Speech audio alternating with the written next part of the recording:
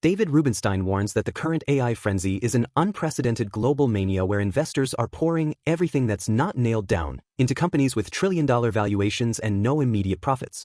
This mania investing strategy assumes a world-changing outcome that history suggests often ends with returns far lower and consequences far more unpredictable than the experts dare to admit. As the U.S. International constituency, I think the people that come here are a little bit unwilling to say the United States government doesn't quite know what it's doing in certain areas. So they're being polite, as you might expect foreigners to our country would be. But there is some concern about how long this war is going to go on for and when there is a resolution. But do they think the country knows what they're doing? I'm sorry? Privately, will they say, yes, the government does know what they're doing? Privately, people are very concerned about the war and when we're going to extricate ourselves from it. They don't see an easy exit path, and they're worried about the Straits of Hormuz. I've met with a number of people from the Middle East, and they are very dependent on the Straits of Hormuz for exporting their natural gas or their oil. Are you surprised that the stock market is still, or not still, it is at a record given where gas prices are, geopolitical concerns? Sometimes things defy logic and reason. So yes, when you think about it, the stock market is supposed to be a forward indicator. So obviously people are thinking that the war will be over at some point in the reasonable future. That's the only explanation you could really come up with for why the market is so high when there seems to be so much turmoil. Do you think the market is complacent? And valuations are too high? Well, remember, there's a lot of good things going on in the U.S. economy, where growth is pretty good. Inflation is higher because of the war, but not absurdly. So remember, under COVID, we went to inflation of about 8%. We're not there now. GDP growth is reasonable for an economy of our size. You've got a $30 trillion economy, hard to grow those at 5% a year, but we're growing at 2.5% or so, reasonable. And the productivity of the United States economy is very good, and we are a leader in the AI, and that's making people feel we're going to be a leader in technology for quite some time into the future. Is that the main driver of the economy at this point, the AI infrastructure build-out?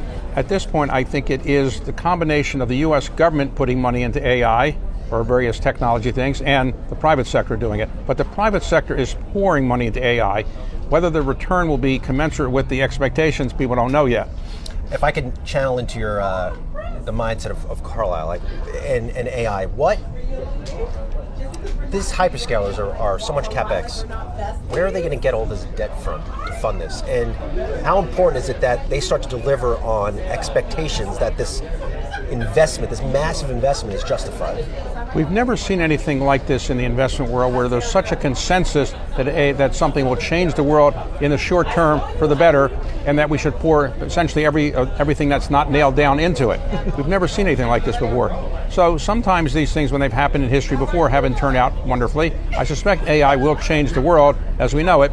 Remember, the internet, when it came along in the late 1990s, people didn't really know how it would change the world, but look what it's done. It's changed the world. I think AI will change the world, but there's going to be winners and losers, and we don't know exactly who's going to be the winners and losers. Whether the valuations of some of these companies are realistic, I don't know. There's some AI companies that are going to go public at trillion-dollar valuations. That's very unusual. Don't they have to make money? Don't you have to have a line of sight into them? In time, but it's a lot of mañana. We're going to make the money down the road, but and just bear with us. And so far, people are afraid to miss something. There's a phenomenon in the investing world of, I'm afraid of missing something. And a lot of people are afraid they're going to miss something, and so a lot of people are pouring money into it. Time will tell whether they made a mistake or not. Do you think it ends badly? I don't think it ends badly, but I think it will end in ways that people probably can't predict today. The returns might be less than people think. The demand might be less than people think, but it's clearly changing the world. You're a noted historian. I mean, you're a student of history. What would you compare this AI moment to in terms of history? Well, remember, in the United States, you had, when the railroads came along, that was changing the world. When steam engines came along, that changed the world. When television came along, that changed the world. When the internet came along, that changed the world. And so this will change the world, and will change the world in the way we operate, but whether the valuations are justified is a little too early to really know. If I could dip into your public policy hat too as well here, we're having a major change in the Federal Reserve. You have Kevin Warsh about to take over. What would you like to see from him? Well, Kevin Warsh is a very smart person. He's obviously probably better qualified than many people have taken this job because he was on the Federal Reserve Board for a long time. Yep. Other than, I think, Ben Bernanke, you've hardly ever seen somebody on the Federal Reserve Board become chairman later on, and that happened with Ben Bernanke. So Kevin is very well qualified. He's very, very smart. Like his predecessor, he's trained as a lawyer, not trained as a PhD in economics, but that shouldn't be a problem. I think what the market is waiting to see is this.